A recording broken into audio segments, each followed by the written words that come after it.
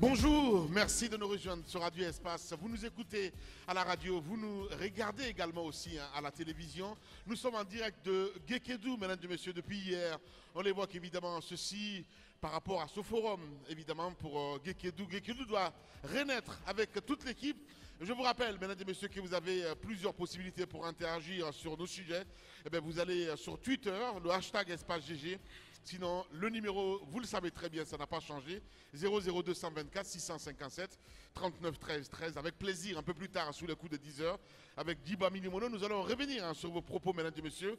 L'émission est diffusée ici à Guékédou grâce à Makona FM 103.6. Merci à vous tous à l'international. Évidemment, Sola Média relaie cette émission. Les grandes gueules, c'est parti jusqu'au port de midi avec possibilité évidemment de débordement avec la prolongation. Beaucoup de choses à dire ce matin avec Tamba Zakari Minimono. Tamba, bonjour. Bonjour à tous. Guékédou, 4400 km² de superficie pour environ 330 000 habitants en 2018, répartis sur 10 communes. Hier, grand pôle d'attraction et de prospérité économique, Guékédou est surtout aujourd'hui une ville balafrée, enlaidie par les combats des années 2000, les sols et les murs dégarnis, les infrastructures de base obsolètes. Tout est à refaire, des structures publiques au projet de relance économique. Malgré d'importants efforts au sein de la ville enregistrés ces derniers mois, la ville semble manquer d'appui et de ressources. Quels sont les principaux projets d'infrastructure? À quel obstacle se heurte-t-il? Le colonel Moussa Kondé, préfet de Guékédou, Faya Bawa Kamano, directeur des micro-projets, et puis au bout, Souleymane Konaté, directeur général de West Ingénierie, sera sur notre plateau. Aux infrastructures routières, Guékédou est resté tantôt une ville oubliée, tantôt une ville cocufiée. D'abord sur l'axe national, avec l'éternel tronçon des 18 km dont le bouclage semble résister à toutes les volontés, puis la voirie urbaine, faut-il le dire, avec un scandale majeur. L'État a accusé réception d'un ouvrage inachevé. En effet, sur le lot confié à l'entreprise Béjec, 3,6 km se sont perdus en chemin, malgré un procès verbal qui prétend le contraire. Pourquoi les projets routiers sont-ils en souffrance à Guékédou? Joseph Baka Sandouno sera sur notre plateau. C'est un ancien conseiller communal. Et puis, du développement agricole aussi, on en parle. Guékédou, c'est aussi le porte-flambeau de l'essor agricole sous la Première République. Une ville pilote aux performances reconnues sur plusieurs filières du secteur. En posant que la question, plus tard, malgré un dense réseau hydraulique et un large plateau de terres arables, Guékédou peine à retrouver ses marques d'antan. Retour sur les opportunités agricoles et commerciales locales. Barnabé Tolno, directeur préfectoral de l'agriculture, et Yves Solano, directeur directeur préfectoral du commerce. Lamine Girassi est notre invité, certainement d'autres sujets avec Jacques Léoalélou. Évidemment, mon cher Tamba, on parlera développement agricole. Et quel plan? On pose cette question, Jacques Léoalélou, bonjour. Bonjour Lamine, bonjour à tous. À juste titre, l'adage soutient que le malheur n'arrive jamais seul. Et comme pour en rajouter au supplice de la guerre, la santé y a mis du sien. D'abord le VIH-Sida, avec des tendances qui ont inquiété pendant quelques années. Puis arrive la saison des épidémies, Ebola, Covid-19 et Marburg, qui ont frappé Guékédou avant de s'étendre à la Guinée en l'espace de seulement 4 ans.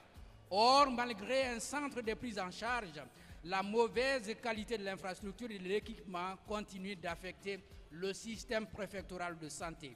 Nous en parlerons donc ce matin avec Mme Adja Zenab, directrice préfectorale de la santé. Et puis, comment recoudre le tissu social? La décennie Kondé a dangereusement entamé la cohésion sociale à Guékédou. En toile de fond, les appartenances politiques et quelques intérêts particuliers. Et les jeunes, comme souvent, sont pris au piège de ces conflits militants. Quelles sont les initiatives locales en faveur de la cohésion sociale et de la paix? Nous en parlerons ce matin avec Abbé Joseph Tolno, membre du Conseil chrétien, El Hadj Sidiki Chérif, président de la Ligue islamique, et puis Fodé Mathias Dembadouno, patriarche de la ville de Guékédou, Lamine Guirassi. Voilà, vous l'avez compris, une émission Pro Max, mesdames et messieurs, jusqu'au bord de midi sur Radio Espace Guinée. Les GG, c'est avec vous, Diba Milimono. Mon cher Diba, bonjour et bienvenue. Bonjour Lamine et bonjour à tous. Mohamed Mara est avec nous, évidemment. Mohamed Mara, bonjour. Bonjour à tous. Voilà. On s'intéresse évidemment à l'actualité, on parle de ce dialogue. Dialogue interguinéen, le rapport des plénières remis ce mercredi, Diba Milimono. Oui, tout à fait. Comme annoncé par les facilitatrices, le rapport, le communiqué de presse a été fait hier. Et donc le rapport va être présenté au président de la transition. Vous savez, cela c'est la conclusion d'un parcours depuis des mois avec ce cadre de dialogue inclusif qui a été annoncé. Il vous souviendra d'abord que les facilitatrices avaient fait des porte-à-porte avec le Premier ministre, chef du gouvernement, pour écouter les coalitions. Il y a eu 24 coalitions de partis politiques qui ont été rencontrées, 13 fêtières de la société civile. Donc c'est à l'issue de cela, il y a eu les travaux thématiques qui ont été engagés, même si on constate l'absence de certains partis non des moindres tels que l'UFR, l'UFDG et certains partis politiques. Donc il y a eu des groupes thématiques en 13 groupes thématiques.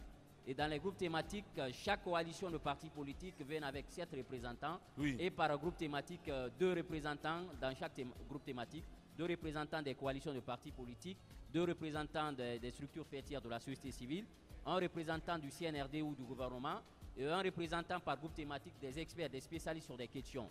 Et nous connaissons déjà les 10 points qui doivent faire l'objet des discussions, notamment le recensement général de la population, également le recensement à vocation administrative, oui. Les élections à venir, le fichier électoral, la constitution. Donc tout cela a été passé en revue. Des propositions ont été faites sous l'œil vigilant des experts sur chaque thématique, sur les questions judiciaires. Donc c'est à l'issue de ces travaux que finalement ce rapport a été produit. Donc c'est ce rapport-là qui va être présenté au chef de l'État. On a vu un peu comment ils ont décliné le programme qui va être fait le mercredi. Et donc le président va assister, mais bien avant qu'on valide ce rapport, avant le rapport final, le rapport va être soumis à des spécialistes sur les questions. Donc ce sont les spécialistes qui vont regarder la conformité de ces points qui ont été arrêtés par rapport à la loi. Parce que si ces conclusions ne sont pas en conformité avec la loi, ça veut dire qu'il y a des problèmes. Donc ça va être soumis aux spécialistes qui vont regarder la conformité avec les dispositions légales. Oui. Donc à l'issue de cela, le président va recevoir le rapport et ensuite on va procéder aux signatures définitive entre les partis politiques, le président de la République, le facilitateur notamment de la CEDEAO, mais aussi le Premier ministre chef du gouvernement. Et donc pour que les activités soient déclinées. Maintenant, on sait que c'est fait, mais aujourd'hui, la question qu'il faille se poser, c'est que la fameuse question, oui. La fameuse question, c'est vrai, vous vous souvenez qu'avec le 4 décembre, la CEDEAO s'était rencontrée et dans ses conclusions, elle avait quand même encouragé à ce que ceux qui sont à l'étranger, qu'on facilite un peu les questions judiciaires. Est-ce que tout cela va être pris en compte, sachant que nous avons quand même des partis politiques non des moindres qui n'ont pas pris place à ce dialogue? Est-ce que ce n'est pas un facteur de blocage qui va s'annoncer? Est-ce qu'aujourd'hui on est en train de différer encore la crise, sachant que je suis d'accord qu'il faut aller de l'avant, on s'est entendu sur la durée, mais j'ai des inquiétudes par rapport un peu à la légitimité de ce qui va sortir de cette rencontre. Je comprends très bien. Parce qu'il y aura des acteurs qui vont se désolidariser et qui ne vont pas reconnaître les conclusions de ce dialogue. Donc je pense que pour une question d'inclusivité, il faut que le Premier ministre, qui a déjà commencé à rencontrer les acteurs, continue, prend son bâton de pèlerin pour continuer à rencontrer les acteurs politiques, puisque à la fin de ce processus, pour qui on organise les élections, c'est pour ces partis politiques-là. Donc si ces partis politiques-là ne s'identifient pas à ce qui est fait aujourd'hui, je pense qu'il y aura des blocages. Et ça, on ne le souhaite pas. Eh ben, écoute, on verra bien. Qui vivra, verra, comme on dit. On se souvient de cette sortie de Baouri, Mohamed Mara, évidemment, qui disait ceux qui ne prendront pas le train vont rester à la gare, finalement, à la fin du compte. Je fais référence à ce que Diba disait tout à l'heure. Oui, logiquement, ce que M. Baouri dit pourrait tenir... oui, dans une situation normale. Mais les rapports de force sont tels que cela sera difficilement applicable. Même si je pense que le dialogue, à ce stade donc, de la transition, n'était pas une obligation. Parce que le calendrier tel qu'il va être déroulé à partir du 1er, on n'a pas besoin d'empressement forcément. Mais il est hyper important que ce dialogue soit inclusif. Mais c'est de bonne guerre. Je comprends M. Bahouri.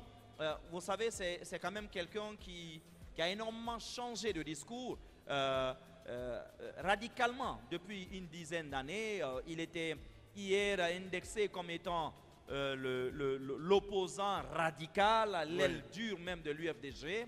Et aujourd'hui, il tente de se démarquer justement pratiquement de toutes les positions défendues par son ancien parti politique. C'est une évidence. Mais la situation guinéenne est telle qu'aujourd'hui, aller à un dialogue sans des ténors comme M. Sidia Touré, comme M. Cellou Dalein Diallo, resterait quand même extrêmement difficile. Ce sont quand même des personnalités qui ont des carnets d'adresses extrêmement fournis.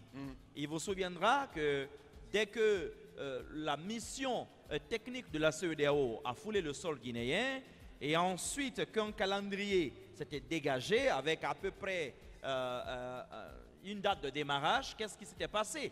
Monsieur Cellou Dalein Diallo avait pris son bâton de pèlerin, d'accord, ralliant à la fois Abuja, Accra et tout ça. Donc cela a eu forcément un impact sur le processus qui était en cours en Guinée. D'ailleurs, pour preuve, c'est que la CEDEAO a glissé subtilement dans le compte-rendu finalement de la réunion de la conférence des chefs d'État tenue donc le dimanche 4 décembre dernier, que ce dialogue guinéen, pour être inclusif, pourrait également se tenir ailleurs qu'en Guinée, donc notamment dans l'une des capitales de la CEDEAO. Et cela, c'était une porte ouverte. Bien sûr que cela vient conforter la position de ces ténors-là qui n'ont pas voulu venir à Conakry, malgré, il faut quand même avoir l'honnêteté de le dire, malgré toutes les garanties qui avaient été proposées et présentées notamment par la facilitation, notamment Dr Makali Traoré. Maintenant, ils ne sont pas là. Le dialogue s'est tenu, il y a des conclusions. C'est une épée à double tranchant. Je ne suis pas certain que ces deux leaders politiques soient en capacité de balayer du revers de la main tout ce qui a été décidé. À mon avis, ce n'est pas possible. Ce serait carrément une sorte de foutage de gueule, excusez-moi du terme, mais pour les partis politiques et la société civile guinéenne interne qui se sont mobilisés. Vous savez que le CNOS, par exemple, n'a pas été toujours d'accord avec la facilitation. Même ces partis politiques-là n'ont pas été toujours d'accord. Mais ils ont eu quand même la vertu de s'asseoir en face du CNRD pour discuter et dire leur point de vue. Donc je pense qu'aujourd'hui, vraisemblablement, on pourrait aller vers l'écoute, en fait, vers une rencontre peut-être bipartite entre le gouvernement et peut-être greffé au CNRD, et puis ces partis politiques réunis donc au sein de ce trio. Parce qu'on ne parle plus de quatuor, mais de ce trio donc de coalition. Maintenant, il pourrait se dégager aussi des recommandations qui pourraient être intégrées à ce qui a déjà été obtenu en Guinée, mais je rappelle que l'ensemble des 10 points de revendication de ces trois coalitions ont été de facto intégrés au cadre de dialogue qui vient de s'achever en Guinée. La question que je me pose, c'est comment est-ce que les diplomates et la facilitation réussiront à les faire entrer dans cette moule-là. Oui, il faut les écouter, il faut tenir en compte leurs revendications, mais est-ce que pour autant il faudra balayer ce qui se passe en Guinée? Et pour terminer, la pierre d'achoppement, ne l'oublions pas, essentiellement sera sur 2 points. La question judiciaire et puis la question du calendrier électoral. Je pense, et surtout donc de l'OGE, de l'organisme de gestion des élections. Donc ces 2 questions, je ne sais pas de quelle baguette magique disposera, à mon avis, la CEDEAO. Parce que sur la question judiciaire, Lamine, il n'y a pas que le dialogue. Si cette question judiciaire n'est pas écartée, la crainte, à mon avis, de ces partis politiques est que quelqu'un comme M. Cellou Dalein Diallo soit purement et simplement out lors des prochaines compétitions. Et je pense que c'est là que se trouve véritablement l'enjeu de cette histoire. Justement, voilà, Mohamed Mara. Allez-y, Jacques. Ouais, allez-y, Diba. Rajouter juste quelque chose. En plus des 10 points, il y a 2 activités qui avaient été rajoutées par les facilitatrices, notamment puisqu'il parle des questions judiciaires, notamment de la problématique de l'exercice des libertés publiques en lien avec la loi. Ça, ce sont les manifestations politiques. Est-ce qu'aujourd'hui, il faut lever cela? Peut-être Dr Makale sera même de nous éclairer sur cette question. Qu'est-ce qui a été arrêté finalement? Également, il y a de la problématique de l'exercice des activités politiques en lien avec le judiciaire. Bien. Ceux qui sont en détention ou qui sont poursuivis. Aujourd'hui, qu'est-ce qui a été conclu dans ce rapport par rapport à leur situation? Éventuellement, on sera éclairé dans les jours à venir. Voilà, Diba Milimono, il faut le rappeler, c'est les grandes gueules sur Radio Espace et également aussi sur Espace TV. On s'attend à, à un CNRD politique maintenant, Jacques Liwaleno. Évidemment, mais cette phase, nous y sommes depuis un moment, depuis qu'on a engagé le dialogue ou d'abord les concertations pour avoir les partis politiques avec les militaires. Ce qu'il faut dire de ce dialogue, c'est qu'il n'est pas allé tout bonnement. Il y a eu quand même des difficultés avec même les partis politiques et les organisations de la société civile qui ont accepté de participer. Les contestations ont d'ailleurs continué jusqu'au bout, puisque même hier, il y avait déjà quelques leaders politiques qui ont participé à ce dialogue, qui contestaient un peu la manière dont le rapport final est en train d'être élaboré et qui va être remis finalement au chef de l'État. On sait aussi que les contestations de départ avaient fait assez de bruit avec ces organisations de la société civile qui avaient décidé de claquer la porte parce qu'elles avaient estimé qu'elles n'avaient pas voix au chapitre, qu'elles n'étaient pas assez libres au sein des commissions qui avaient été mises en place et que finalement le CNRD aurait démarché auprès des personnes qui n'ont pas qualité à décider ou disons à avoir une voix délibérante dans le choix finalement dans la décision qui allait finalement décider des conclusions de ce dialogue. Donc les contestations ont continué jusqu'au bout. Moi, au-delà donc de ceux qui n'ont pas participé, je pose d'abord la question comment les partis politiques qui ont accepté de participer à ce dialogue vont acclamer ces conclusions. Est-ce que c'est à l'unanimité à l'interne que tout a été décidé? La question mérite d'être posée avant demain, bien entendu, que ce rapport soit remis. Et maintenant, pour la question de la participation ou non de l'UFDG, de l'UFR, mais également du RPG Arc-en-Ciel, il faut bien se dire que cette étape, elle est déjà franchie. Soit on reprend les discussions avec eux singulièrement, ce qui poserait le débat finalement de ce qui est fait. Parce que la dernière fois, je l'ai évoqué dans cette émission, je me suis dit, mais c'est quoi la pertinence finalement de ce dialogue lorsque nous avons un accord qui est obtenu entre le gouvernement guinéen, donc le CNRD, et la CEDEAO. Et je suis en train de penser, d'ailleurs ce n'est même pas penser, c'est la réalité. La transition guinéenne est conduite en tenant compte de l'accord obtenu entre la CEDEAO et le CNRD. Donc je me pose bien la question, quelle sera la valeur de ce rapport qu'on va remettre demain au chef de l'État? Certainement pour avoir une cohésion à l'interne, mais pour la conduite de la transition, il y a un accord qui a été obtenu avec, c'est demain mercredi. Donc l'accord qui a été obtenu avec la CEDEAO décline les 10 points et puis on donne un calendrier de réalisation de ces 10 points. C'est en 24 mois. On sait que c'est en janvier, c'est ce que le CNRD a décidé. Maintenant, quelle est la durée de chaque activité? C'est aussi dit. Mais ça commence quand et puis ça termine quand? Ce sont des questions qui restent encore posées. Est-ce que le dialogue qui vient de prendre fin a pu discuter de cela? Je n'en suis pas sûr. Il y a des questions qui ont été greffées qui ne peuvent pas trouver la solution là-bas. Je l'ai dit encore une fois et je le répète ce matin, il y a des questions qui sont essentielles et qui engagent les organes de la transition, le gouvernement, le CNT. La question de la Constitution, on sait que le constituant originel viendra forcément de ce CNT-là qui va décider des commissions de travail à travers, je crois, la commission des lois qui doit pouvoir engager le travail. Bien. Et puis le ministère de l'administration du territoire. Pour toutes les questions qui ont un lien avec les élections, mais également avec les libertés publiques, le ministère doit pouvoir apporter des réponses qu'il faut. L'UFR, l'UFDG, le RPG Arc-en-Ciel ne sont pas là.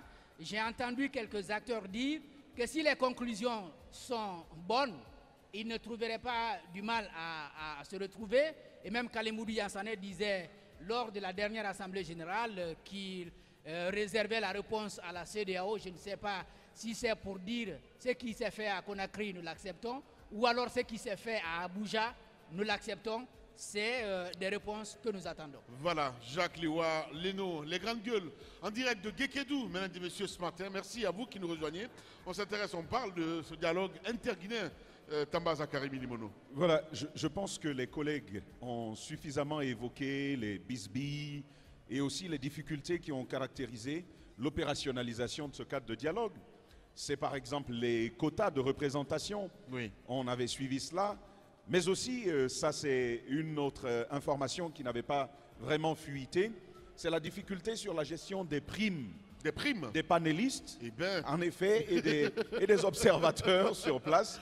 Il y avait eu du souci. C'est terrible. Oui, il y avait eu du souci. Dr Makale avait été accusé de ne pas payer convenablement les primes, si ça ne suffisait pas. Les primes aux panélistes. Mais bon, ça c'est finalement une affaire réglée. Des primes. Je rappelle simplement qu'il y a eu 13 groupes thématiques pour 15 thèmes finalement qui ont été abordés lors de ce dialogue-là. Et le rapport qui va donc être présenté demain, la remise officielle de ce dialogue, c'est finalement des propositions d'un cadre de dialogue qui va être soumis à des experts du droit qui vont analyser chacun des éléments à l'intérieur pour, si vous voulez, passer au crible les préconisations du rapport et s'assurer qu'elles ne contredisent pas la loi guinéenne. Ça va donc être l'autre étape.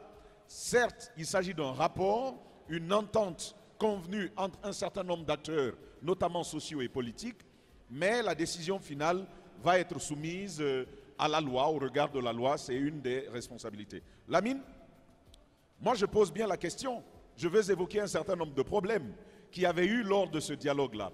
La question de l'âge des candidats à l'élection présidentielle a effectivement été évoquée.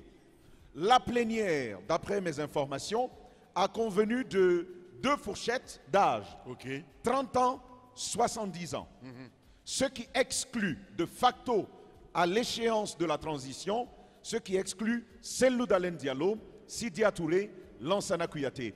Parce que 2024, ça va trouver qu'effectivement, ils auront 70 ans échus. Et donc, ça pose un premier problème.